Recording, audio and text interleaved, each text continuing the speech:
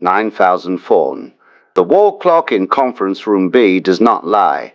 Eli sits across from a man he trained 18 months ago. Between them, one folder closed, one pen capped. The man's voice stays level, rehearsed. "This isn't personal," he says. "It's a number." He slides the folder 3 inches across the table. Eli does not reach for it. He reads the tab instead, not his name, a percentage. 7,800. His coffee goes cold in the 11 seconds that follow. His hand stops 1 inch from the folder. Steady. Too steady. The man waits. Eli does not open it. He does not ask why. He already knows the shape of a spreadsheet with his name folded inside it. The frame holds on his hand, frozen above the number. Eli walks into the building at 9,000 fawn, badge scanned, coffee already cooling in his other hand. The elevator doors close on his own reflection. Tie loosened, same as every Tuesday. Nothing on the calendar marks today as different. 22 years in this industry taught him to read a room in S4 seconds, and the lesson he never learned was this: the day that ends never announces itself first. A folder slides 3 inches across polished laminate, stopping an inch from Eli's coffee cup. David, 31, promoted 11 months ago into the seat Eli trained him for, doesn't blink. "We're calling it restructuring," he says, voice rehearsed flat. The tab on the folder doesn't carry Eli's name, it carries a percentage, and that absence teaches him more about the company than 11 years of loyalty ever did. Eli's phone buzzes on the walk to the garage. A mortgage reminder, 2,040 due on the 1st. His daughter's tuition invoice waits in a separate folder, due in 19 days. His hands stay still, his stomach runs the arithmetic instead. 11 years of paychecks taught him to plan around a number that just became zeros. So open every bill tonight. Don't wait for the stack to pick the order for you. Boxes fill the hallway of an apartment. 2 rooms smaller than the last one. Eli tapes one shut, labeled kitchen, misc. Handwriting steadier than he feels. His wife's furniture left in a separate truck 3 weeks ago. Her name sits on the lease.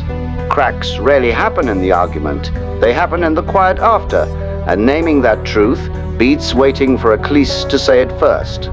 At 3 a.m., Eli finds a water-stained paperback at the bottom of a moving box he almost carried to the curb. The cover reads, "Meditations, spine cracked, a coffee ring from someone else's kitchen." He doesn't read it like scripture. He reads it because the apartment is silent and sleep isn't coming. The practical habit worth stealing: pick up whatever book is already in your hand and start on page 1. Eli doesn't call himself a philosopher, and anyone who does is selling something. He calls himself a man who read a dead Roman's journal at 3A.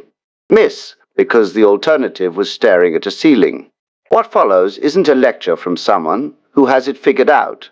It's a field report from someone who lost the job, the marriage, and the illusion of permanence in the same 10 months, and wrote it all down anyway. Eli spent 11 years fluent in a language built to make people disappear politely. Headcount, resource, restructuring. He used those words in meetings without once picturing a mortgage on the other end of them. The ancients had their own version of this erasure. Rome called it exile, called it prescription, called it a list with a name crossed off. And the practical truth hasn't changed in 2,000 years. Whoever controls the vocabulary controls how much the wound is allowed to hurt. A closed system sheds whatever no longer serves its function. That's not cruelty, it's thermodynamics. The second law running exactly as designed. Eli's old department worked the same way, quietly, mathematically, without malice. Entropy wearing a lanyard. He used to explain this to junior analysts like it was elegant. It stopped being elegant the day the equation solved for him. And the practical lesson is blunt. Never mistake a system's neutrality for its mercy. Seneca wrote his letters to Lucilius from a desk that wasn't his to keep. 8 years exiled to Corsica, stripped of rank on the strength of a rumor. He didn't waste ink cursing the island. He wrote instead that what fortune hands you was never yours to lose, only yours to borrow. And that line survived too. Wells and gears, because it's true whether you're a Roman senator or a man clearing out a cubicle, hold everything you're given loosely on purpose. Starting now. Epictetus means acquired. His own name was a receipt given to a boy his master bought, and, by some accounts, later crippled for no recorded reason. He taught anyway, from a body he never fully owned, that a mind chained to nothing outruns a senator chained to his reputation. Eli underlines the passage twice. The practical move isn't pretending you weren't owned by something. It's finding the one room inside you that never was. There's a number sitting in a folder on someone else's desk right now, and it isn't Eli's name. It's a percentage, filed under a project he'll only learn the real name of later. He doesn't know it yet, but that number will explain everything. Not why he specifically got cut, but why the cutting barely needed a reason at all. For now, the practical move is simpler. Stop waiting on the explanation and start moving without it. Eli's jaw sets reading his own old performance reviews. Exceeds expectations. 4 years running, signed by a director who is also gone now. What rises in his chest isn't loud, it's precise. The kind that catalogues every meeting where he defended a process that eventually defended nothing. He doesn't perform it, and doesn't swallow it either. The practical use of that heat is fuel, not decoration. Burn it, doing something useful before the day ends, or it burns you instead. The custody hearing is set for a Thursday in October, and the retainer quoted was 3,800, money that used to exist and now has to be found. Eli reads the number twice, like it might change on a second look. It doesn't. Some fights don't wait for you to be readier, and the only honest response is doing the paperwork anyway, at the kitchen table, at midnight, one form at a time, whether the ground under it feels solid or not. His hand hovers 1 inch above the severance line, pen uncapped, ready. 6 seconds pass. The air conditioner cycles off. A printer somewhere finishes a job. Nobody asked for, and Eli doesn't move. The frame holds there, on a hand that has signed 1,000 documents and never felt one weigh this much. When the moment finally breaks, the lesson is this. Sign what you must, but never let the pen move faster than your understanding of what it costs. Seneca wrote about the uselessness of wealth, from a house with marble floors and a fortune most senators envied. A contradiction his critics never let him forget. Epictetus owned a lamp, a mat, and nothing else, and meant every word he taught about detachment because he had no alternative. Eli doesn't pick a side, he uses both. The practical use of contradiction is this. Test advice against what the person actually risked, not just what they said.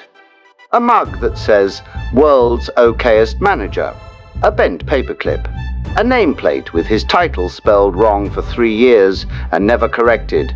That's what's left in the box marked Eli's desk. Nobody wrote a card. Nobody needed to. The box does the talking. Objects outlive the job that gave them meaning, and the practical habit worth building is noticing which few things you'd actually miss before the box gets packed, not after. Priya's desk was empty on a Monday, nobody announced.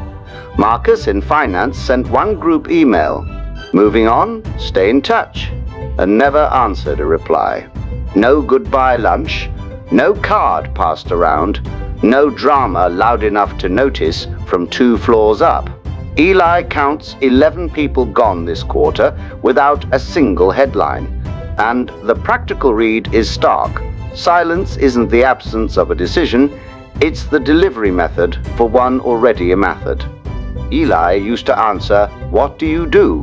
in one confident sentence at parties, title first, company second, like the order mattered. Now the sentence stalls somewhere after, "I used to." He notices how much of his posture was borrowed from a badge that no longer opens any doors. The practical repair starts small. Answer the question with what you're building now, even if the honest answer is just today. Somewhere in a building he's never visited, a spreadsheet already lists his old role under a column labeled "Eliminated, not backfilled," a distinction. Eli used to type himself without thinking twice. He doesn't know the exact document yet. He will in a few weeks, and it will carry a number that changes how he reads every layoff headline for the rest of his life. But tonight, the only useful move is getting 8 cars of sleep. Here's the part. Eli doesn't say out loud at first. He built models almost exactly like the one that got him. Same formulas, same clean language, same distance between a cell in a spreadsheet and a family at a kitchen table. He can't fully blame the machine. He helped build it. The practical reckoning isn't guilt, it's accountability. Own the tools you built before you curse the ones built without you. Eli's new schedule runs on rejection emails instead of meetings, 4 sent before 8 a.m., most from companies that will never call back. He tracks them in a spreadsheet, because tracking is the only part of this he still controls. 23 applications this month, 2 replies, and the gap between those numbers used to terrify men he respected. The practical routine that actually works: apply before coffee, review after dinner, and never check email in between. Eli opens the water-stained paperback again, not for comfort this time. Comfort ran out around week 3. He wants something closer to a manual. What did a man do who lost more than a job and still got up? Marcus wrote to himself, not to an audience, which is exactly why it still works on people who weren't born yet. The practical use of a 2,000-year-old journal is simple. Steal the discipline, skip the toga. Eli explains natural attrition, the way he was trained to, flat and procedural, like describing weather. Nobody gets fired, he says. A role just isn't backfilled when the person in it leaves, retires, or quietly gives up first. The company never has to say a name out loud. The practical translation, stripped of the corporate varnish, the seat disappears the moment it's empty, and nobody has to watch it happen. He still speaks the dialect fluently. Attrition curve, backfill freeze, org chart consolidation, and hates how naturally it comes out of his mouth now that it's aimed at him. The words used to feel like tools. Now they feel like a verdict written in advance, filed under a heading nobody reads twice. The practical warning worth repeating: notice which language you use without thinking. That's usually the language built to make you stop noticing. Eli used to look for someone to blame. David, the board, some executive with a corner office and a title that sounds worse than it is. There isn't one. The math runs itself once the freeze is set. No meeting required, no signature with a face attached. The practical shift that actually helps: stop hunting for a villain who isn't there and start building a plan for a system. That is, a voicemail from a co-worker gone 6 weeks now sits unanswered in Eli's inbox, timestamp reading 11,047 p.m. Subject line: just checking in. He means to call back. He hasn't, not because he doesn't care, but because the silence around this whole thing keeps recruiting new members. The practical fix costs nothing. Pick the one message you're avoiding and answer it today, before the list grows by one more name. Eli reads the 5th press release this year calling layoffs a natural part of our evolution, and something in him goes flat and cold instead of loud. No executive has ever had to stand in a room and say the word fired to his face. The language was built specifically so no one would have to. That's not an accident. The practical response to a system engineered for deniability Make your own record of what actually happened in your own words before the language rewrites it for you. Eli finally puts it together on a Wednesday. The vocabulary he's been cataloging for weeks, and the number he's been circling since the folder first slid across the table. They're the same machine, running in two directions. One erases the person, the other reports the savings. He doesn't feel triumphant naming it. The practical value of naming a mechanism is narrow but real. You can't outplan a system you still can't see. Eli sits down at his kitchen table with his laptop and the report he's been avoiding for 9 days, cursor hovering over a PDF titled with a date in May. He doesn't know yet what's inside, only that everyone he's talked to this month keeps circling the same 5 words without saying them outright. The practical discipline before opening bad news. Read it once for facts, then again for what you're going to do about it. Eli opens the PDF at 11,002 p.m. Laptop. Light the only light on in the apartment. The header reads like every corporate statement he used to write. Measured, bloodless, careful not to promise anything or apologize for anything either. He scrolls past the boilerplate to the number everyone's been talking around for weeks. The practical habit that survives a bad headline. Read past the framing to the number itself before you decide how to feel about it. May 2023, IBM CEO Arvind Krishna tells reporters the company will pause or slow hiring for back-office roles. An estimated 7,800 jobs, roughly 30% of some 26,000 non-customer-facing positions, replaced by AI and automation inside 5 years. Eli reads it twice. Not a mass firing. A slow freeze, dressed as prudence, running on a timeline long enough that nobody covers it twice.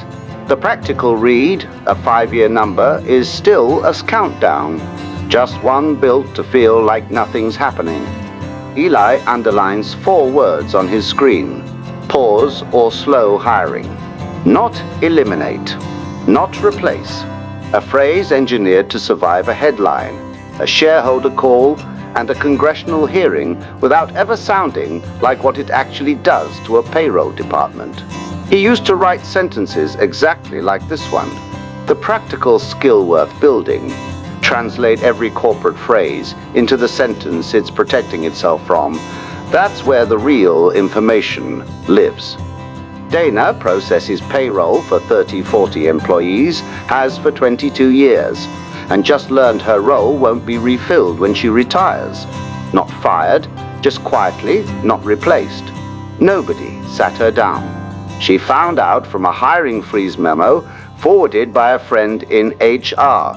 The practical warning in her story: if your job is described as a function instead of a person, start building your exits before the freeze finds you first. Insurance actuaries price a human life without hating anyone in the room. Tables, probabilities, a number that determines a premium and nothing personal about it. The attrition curve in Eli's old spreadsheets worked the same cold math. Not who deserves to stay, just who statistically leaves on their own within 5 years. The practical insight worth carrying: when a system runs on probability instead of judgment, your best defense is making yourself statistically inconvenient to lose. Epictetus split the world into 2 piles at the start of the Enchiridion. What's fully yours? Belief, desire, effort, and what never was, no matter how it feels. Body, property, reputation, rank. Eli reads it against the IBM number and feels the split land somewhere real for once. The practical application to a head count you can't negotiate with. Stop spending effort on the freeze and spend all of it on the hours still yours to use. A cursor blinks in an empty cell on an org chart. Nobody has filled in 7 months. The box beside it still labeled with a job title and nothing else. Nobody deletes the row. Nobody needs to. An empty box does the same work as a name crossed out, quieter and slower. The practical lesson in that blinking cursor, absence, is a decision wearing the costume of an accident. Control was never the algorithm, the freeze, or the 5-year clock counting down in some slide deck Eli will never see. Control is the 6 hours between getting the notice and deciding what to do with the rest of the day. He used to think control meant the outcome. It doesn't. And the practical correction changes everything downstream. Measure your discipline by the hours, not by a result you were never going to own.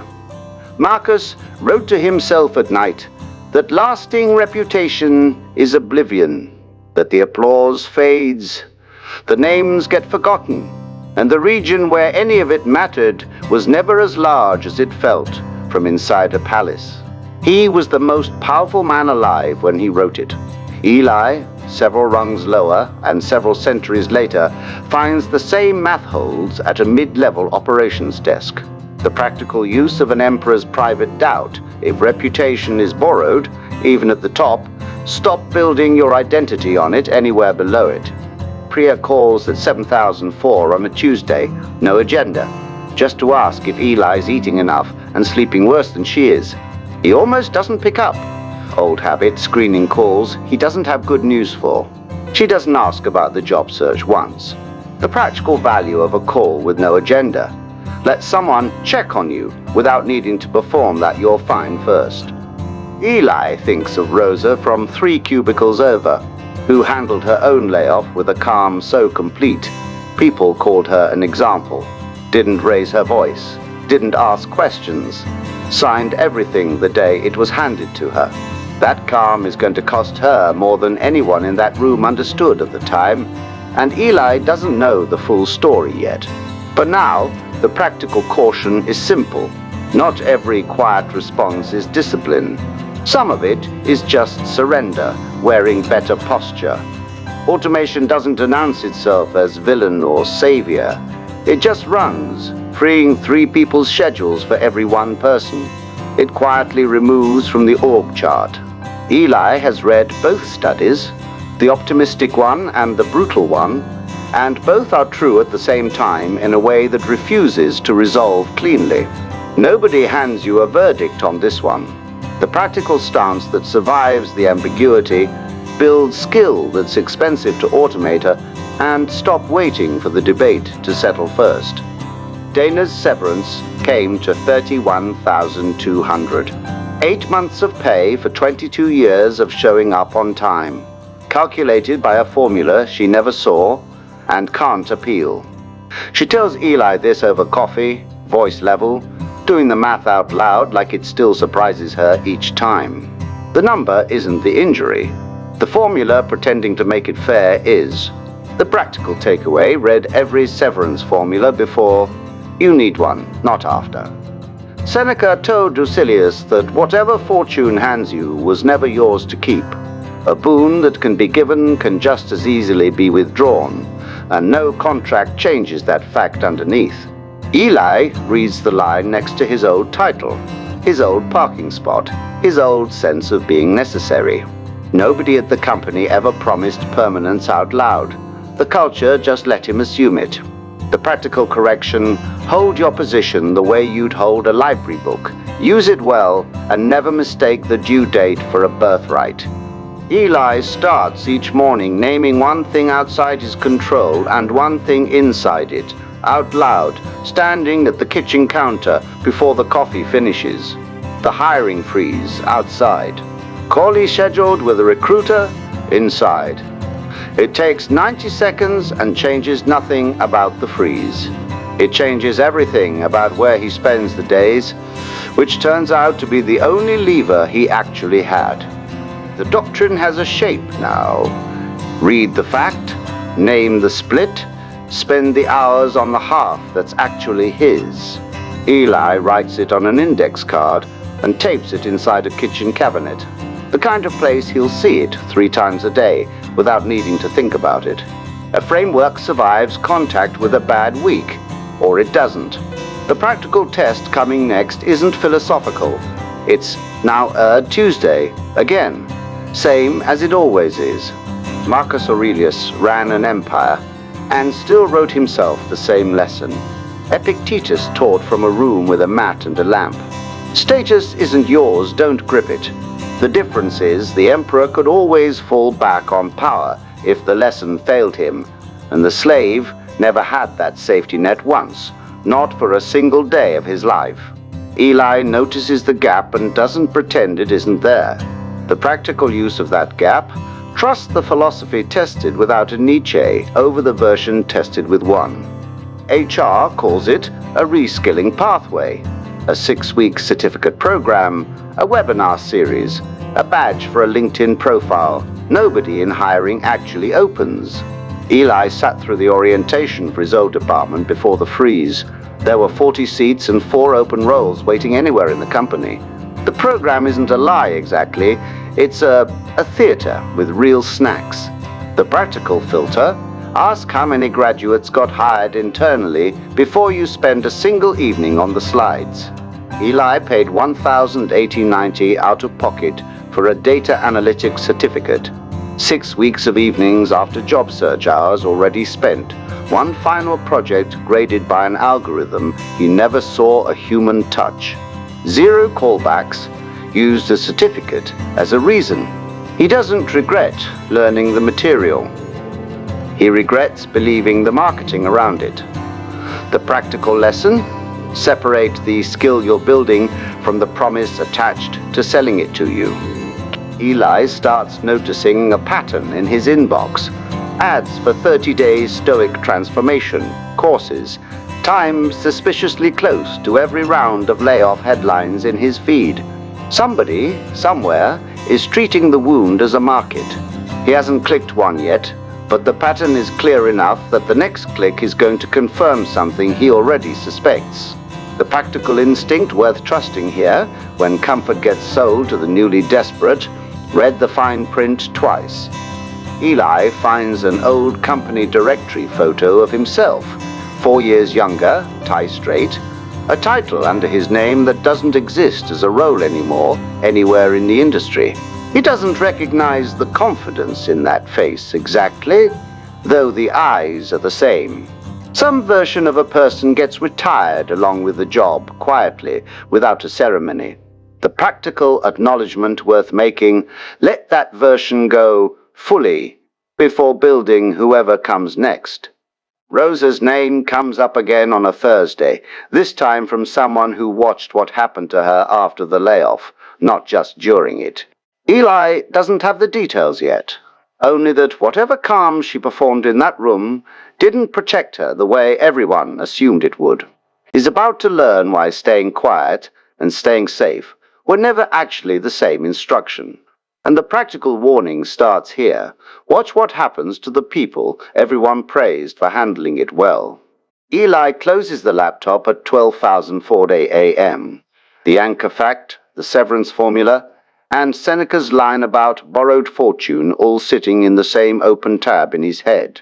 He has a framework now. Read the fact, name the split, spend the hours. He doesn't have proof it survives contact with people yet. The practical next question, and the harder one: what happens when this same philosophy gets sold badly to someone who needed it? Eli scrolls past a coarse thumbnail promising unshakable calm in 30 days. A man in a toga print hoodie selling the exact philosophy that took Marcus Aurelius a lifetime of journaling to half understand. $4.97. Payment plans available. Something old and load-bearing is being sold back to people at the exact moment they can least afford $4.97 or the lie. The practical rule that actually protects you. Any practice sold with the countdown timers isn't the practice. It's the marketing wearing the practice's coat. There's a difference between a discipline that survived exile, slavery, and plague, and a phrase printed on a mug next to an inspirational sunset. Eli can tell them apart now by one test. Does the idea still hold up when the person saying it has actually lost something? Most. Instagram. Stoicism fails that test in the first sentence. The practical filter worth keeping. Trust the wisdom that was earned over the wisdom that photographs well. A wellness influencer posts, "Stay unbothered. Protect your peace." On the same Tuesday, her own newsletter announces 14 layoffs at the company that sponsors her content. Nobody in the comments seems to notice the timing. Eli does, because he spent 11 years reading exactly this kind of gap between a company's language and its actions for a living. The practical habit worth building? Check who benefits from your calm before you decide to perform it on command. An orderly retreat and a route look almost identical from a distance. Same direction, same speed, same dust rising off the same road. The difference only shows up close. One side kept its formation and its weapons, the other dropped everything and ran. Eli starts using the analogy to sort his own responses to the job search, day by day. The practical check before any retreat, still holding formation or just moving fast in the same direction as everyone else. Rosa signed her termination paperwork the same hour it was handed to her. No questions, no negotiation. A stillness in the room people later described as impressive. She'd read enough self-help to know that calm was the goal, so she delivered it on command, like a performance for an audience that was actually deciding her severance. Nobody in that room mistook her silence for strength. They mistook it for permission. The practical distinction that gets lost here, composure isn't the same as consent, and nobody should confuse the two. Rosa's badge sits on the security desk for 4 seconds before anyone reaches for it. Laminate catching the fluorescent light at an angle that makes her photo look younger than the woman who just walked out. Nobody in the lobby says anything. The badge just sits there, doing the only job left for it. The practical weight in that pause, a life's worth of access can end in S4 seconds, and the building never notices the difference. What got called Rosa's discipline was actually 6 years of being told that raising a concern made her difficult. The silence wasn't philosophy. It was training with a Stoic label glued on after the fact. Nobody taught her the other half of the doctrine, judgment first, then the calm, never calm as a substitute for judgment. The practical correction that would have actually helped her asked the hard question before signing anything, not instead of it. Philosophy without judgment isn't virtue. It's obedience wearing a nicer word, and the two get confused constantly by people who benefit from the confusion. Eli used to be one of the people who benefited from it, back when he ran the meetings instead of sitting outside them. He doesn't excuse that anymore. The practical standard worth holding from here forward, calm has to be a choice you make after asking the hard question, never a replacement for asking it. Marcus wrote himself instructions to keep doing his duty with a will, unadorned, an ally of justice, bound to Rome until his last fever broke. Epictetus taught that rank, reputation, even the empire itself belonged to the category of things that do not concern you. 2 men. History calls the same philosophy, pointing in opposite directions. One anchored to an institution, one detached from every institution that ever existed.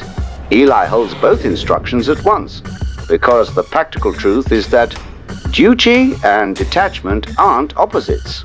They're a choice about which hours belong to which. Musonius Rufus taught that almost no honest work is beneath a person's dignity if it's done well and for the right reason. A lesson he delivered to Epictetus himself, years before the student ever wrote a word anyone would read. Hardship, he said, is something people already endure constantly for unworthy things. Better to endure it for something that actually builds you. Eli reads it standing in his kitchen holding a rejection email. The practical shift: stop asking whether the work is beneath you and start asking whether it's aimed somewhere worth going. Acceptance never meant what Rosa's calm performed in that conference room. It meant judging the situation clearly first, then choosing your response on purpose, not skipping straight to silence because silence felt safer. Eli writes the correction on the same index card taped inside the cabinet. Judgment, then calm. Never calm instead of judgment. The practical rule that would have changed Rosa's outcome, and might still change his, ask the hard question out loud before you decide how calm to be about the answer. Eli's phone buzzes with a photo from his daughter. A crayon drawing of what might be a dog or might be a very confident potato. No caption, no context, sent from her mother's phone at 4012 p.m. He doesn't reply right away. He just looks at it for longer than a drawing of a maybe dog usually earns. The practical value in a moment like this, let a small unearned attend, kindness, land without immediately needing to do something useful with it. At 2 a.m. his ex-wife texts one line, no punctuation, no follow-up. Hope today's interview went ok. He reads it 4 times before answering, longer than he spent on most emails during 11 years of marriage-adjacent silence. It's more honest than most of what they said to each other in the same kitchen for a decade. The practical note worth keeping. Sometimes the truest conversation left between 2 people happens after everything else has already ended. Eli starts sketching out, on the same index card, the actual steps that would have helped Rosa in that room. Not slogans, a sequence. He isn't there yet. The list has 2 items and needs at least 4 more before it's useful to anyone but him. What's coming in the next few scenes is that full list finished, and it's going to look almost nothing like what got sold to her as calm. Refusing to raise your voice in an unfair room isn't automatically the same as accepting the unfairness. But it can look identical from the outside, and sometimes it looks identical from the inside too. Eli doesn't have a clean answer for where the line sits, and he's suspicious of anyone who claims they do. Some rooms need a raised voice. Some need a documented one instead. The practical discipline is deciding which rooms you're in before you choose your response, not after. Eli leaves the question open on the index card, no answer written under it, just the question itself in his own handwriting. Not every discomfort needs to resolve before dinner. He's noticed that the questions he rushes to answer are usually the ones he answers badly. The practical habit worth keeping here, let the hard ones sit a few days longer than feels comfortable. Nobody gets fired here, is a sentence Eli has heard in 3 different meetings this year, said with something close to pride, like restraint was the same thing as mercy. What it actually means is that nobody has to answer for the decision, because no decision with a name attached ever got made out loud. The practical demand worth making of any system, ask who signed it, specifically, and don't accept the process as an answer. Eli names it in his old vocabulary because that's still the fastest way he thinks. Diffusion by design, accountability engineered out of the model at the architecture stage, not as an accident of scale. He built systems like this without ever asking who would carry the weight the model wasn't built to hold. Somebody always carries it. The practical correction, if he ever builds another system, put a name on every decision the spreadsheet is quietly making for you. Eli spends a Saturday afternoon at Rosa's kitchen table, red pen in hand, turning 22 years of vague job titles into sentences a hiring manager might actually read. He doesn't charge her anything, and doesn't frame it as charity either. Just 2 people who used to work near each other, doing something useful with an afternoon. She thanks him 3 times. The practical value in showing up like this, usefulness is a kind of company that doesn't require either person to explain themselves first. Rosa's new resume sits printed on the counter, better than her old one, and still no guarantee it changes anything for her, at 51 in an industry that mostly hires younger. Some situations don't get solved by good advice, no matter how well-intentioned or well-timed. Eli doesn't pretend otherwise to her, and she seems to appreciate that more than false comfort. The practical honesty worth offering people in this position, help without promising an outcome you can't actually deliver. Here's what the attrition curve can freeze, automate, or quietly not backfill. The role, the title, the parking spot, the badge that opens the east doors. Here's what it has never once touched. In Eli's case, or Dana's, or Rose's, the judgment either of them brings to the next decision in front of them. That's the whole inventory worth protecting. The practical priority from here forward: defend the judgment and let the company keep whatever else it wants. Eli finally finishes the list on the index card. 6 items now, tested against his own year and against what would have actually helped Rosa before that room ever happened. He doesn't have a catchy name for it yet, just a working title scrawled at the top: What I'd Tell Myself at 9:14. Act 3 ends where Eli finally stops diagnosing the system and starts building something he can actually use on a Tuesday morning. The diagnosis was necessary. You can't fix what you haven't accurately named, but diagnosis alone doesn't pay a mortgage or answer a 2A. It's the routine, item by item, starting tomorrow at 6A. Eli's alarm goes off at 5052 now. No snooze, feet on the floor before his mind can negotiate. This isn't a montage. There's no music, no dramatic lighting, just a man making coffee in a kitchen that's 2 rooms smaller than it used to be. The theater is gone. What's left is the routine. The practical starting point for anyone rebuilding: pick 1 hour of the day you fully own and defend it before anything else gets scheduled into it. Every morning, Eli names 3 things that could go wrong before 9A. MSE. A rejection email.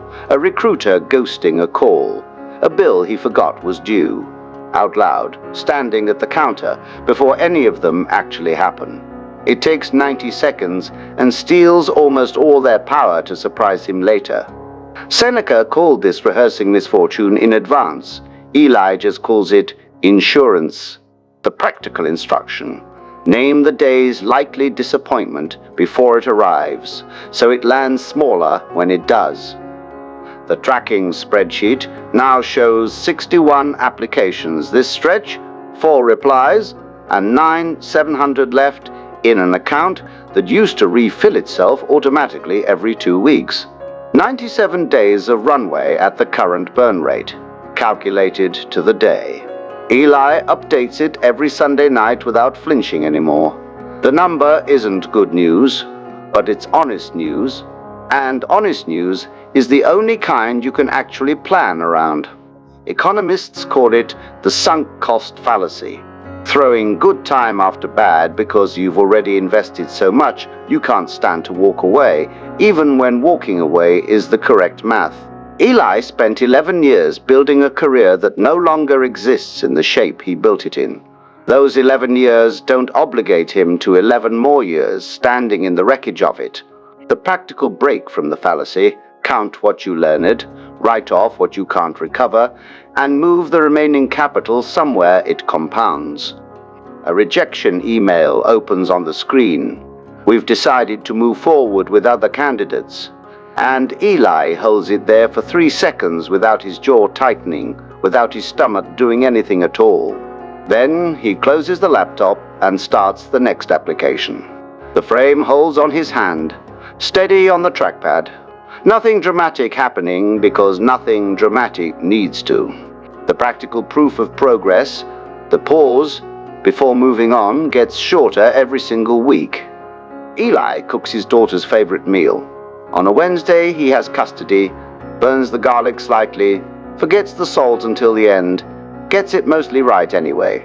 She eats 2 helpings and doesn't mention that it's worse than her mother's version. He doesn't apologize for the kitchen being smaller now, or the knife set being incomplete.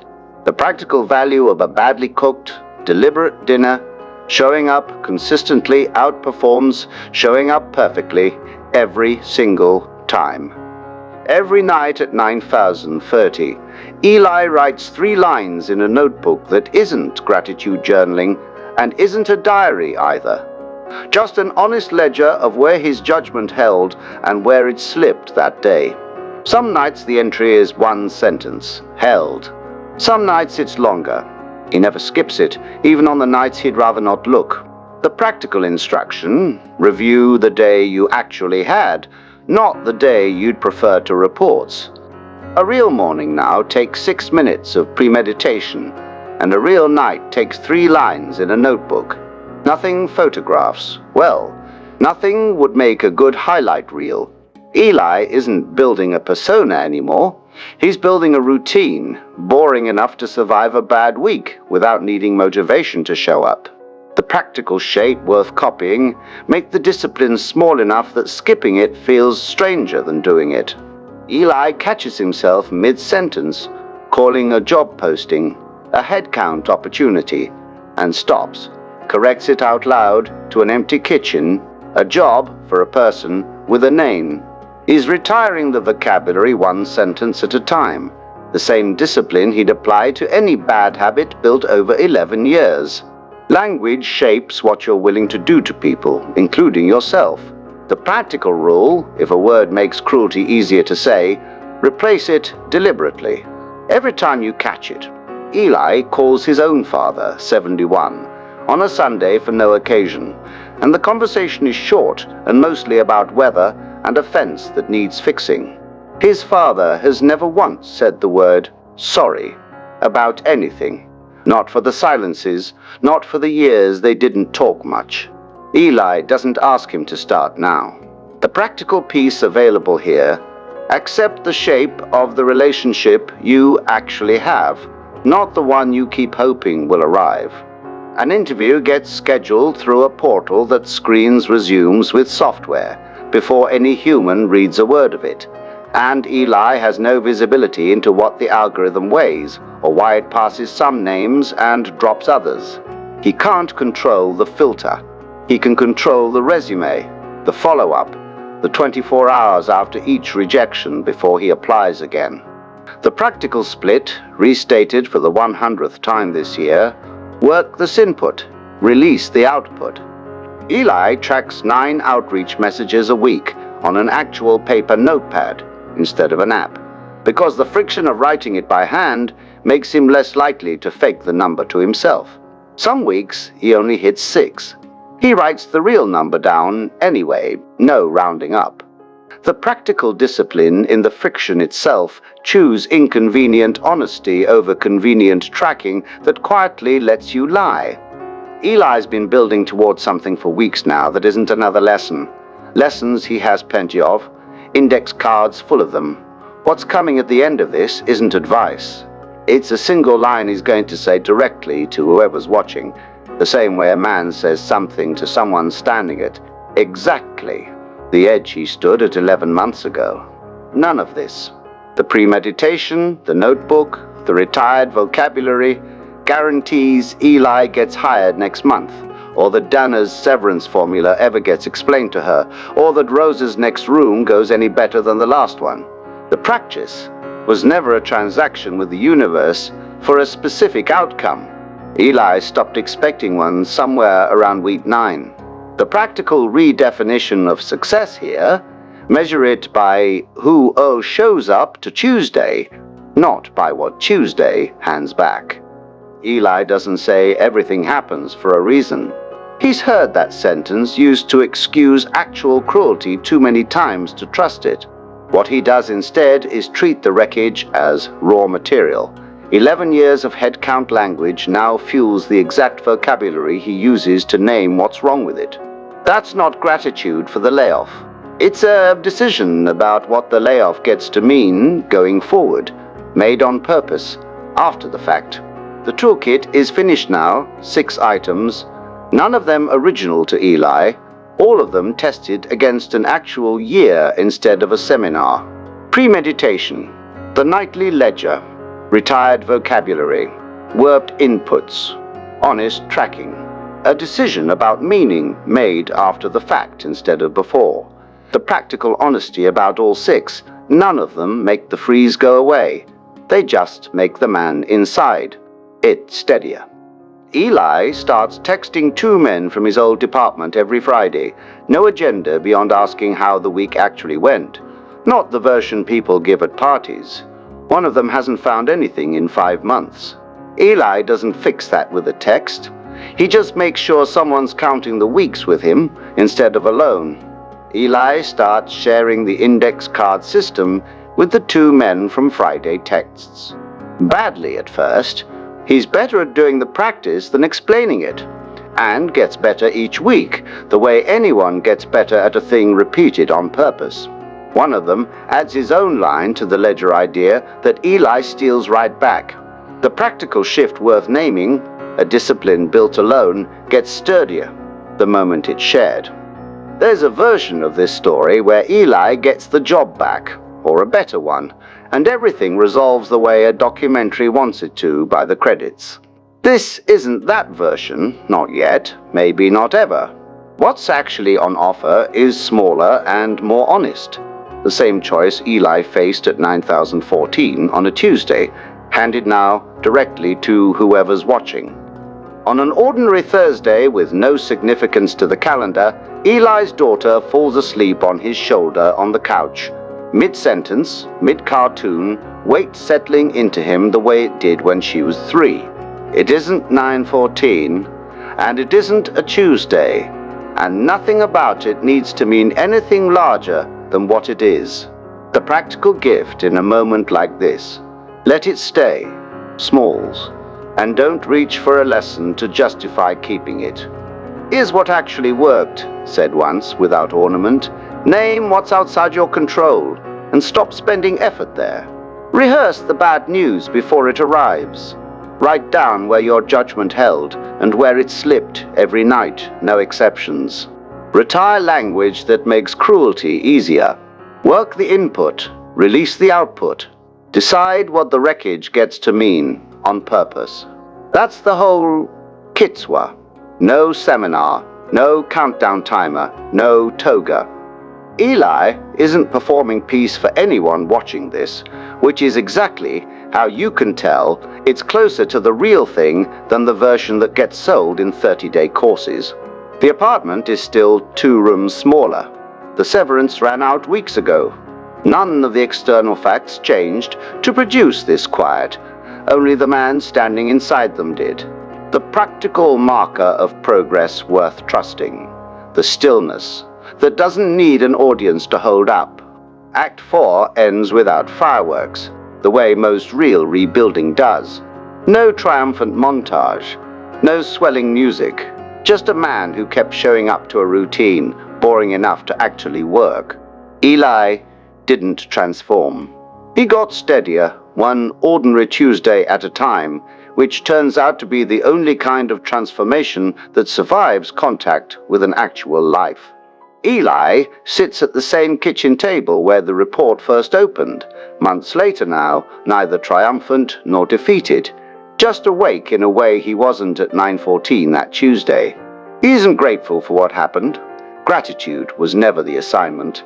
He's just present for what comes next, which turns out to be the only stance that was ever actually available to him. The spreadsheet that erased his old title never had the authority it seemed to have. It could delete a role, a badge, a line item, but it never once had access to the part of Eli that decided what any of it meant.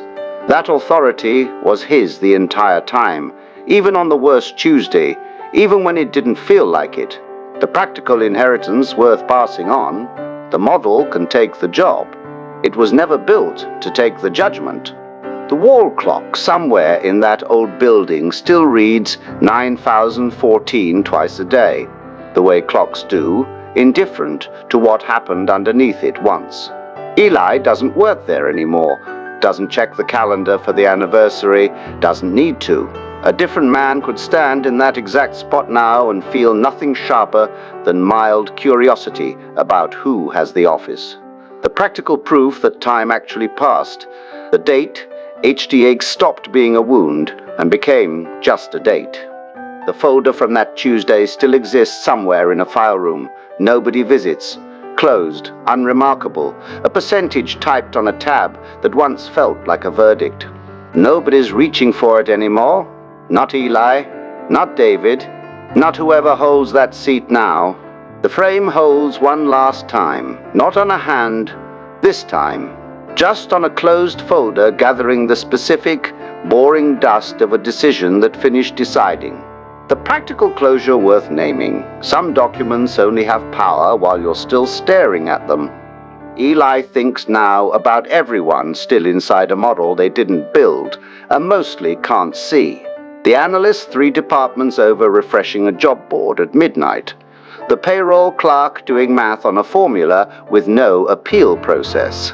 The account he's never met, whose role just quietly stopped being backfilled last month. He doesn't have advice for all of them. He has the same 6 items on an index card and the honest admission that it isn't enough for everyone. The practical compassion worth extending.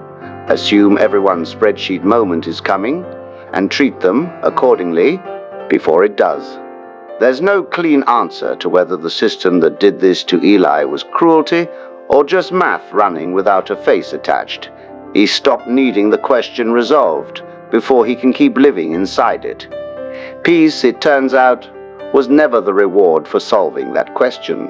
It was what became available once he stopped requiring an answer before he'd allow himself to rest. Here's Eli's testimony, the whole of it. The curve took the title, the office, the badge, the version of himself that answered, "What do you do?" in one confident sentence at parties. It never once touched the part that decided what any of that was worth to begin with. That part was his on the worst Tuesday of his life, and it's his on this ordinary one, and the practical inheritance he's handing over is exactly that, the part the curve can't reach.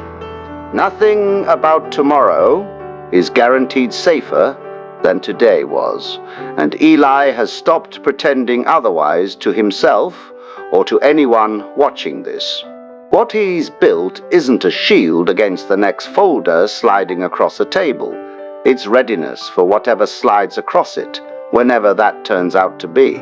He sleeps fine most nights now, not because the threat is gone, but because he's finally equipped for it instead of blindsided by it. Somewhere tonight another folder is closing on another desk, another vocabulary is doing its quiet work, and some version of Eli at 9014 is about to find out what an ordinary Tuesday can actually cost. He can't stop that. He can only leave behind what he built out of his own version of it, unglamorous, tested, still standing after the theater burned off. The practical inheritance, offered without a lecture attached, keep what actually worked and let the rest go. Draw one line tonight, on paper or just in your own head, marking the one thing in your life still being run by someone else's spreadsheet. A job, a relationship, a routine you never chose on purpose. Eli drew his at a kitchen table at 3 a.m. with a water-stained book for company. You don't need the book, you need the pline. Draw it before the next folder slides across your table, not after.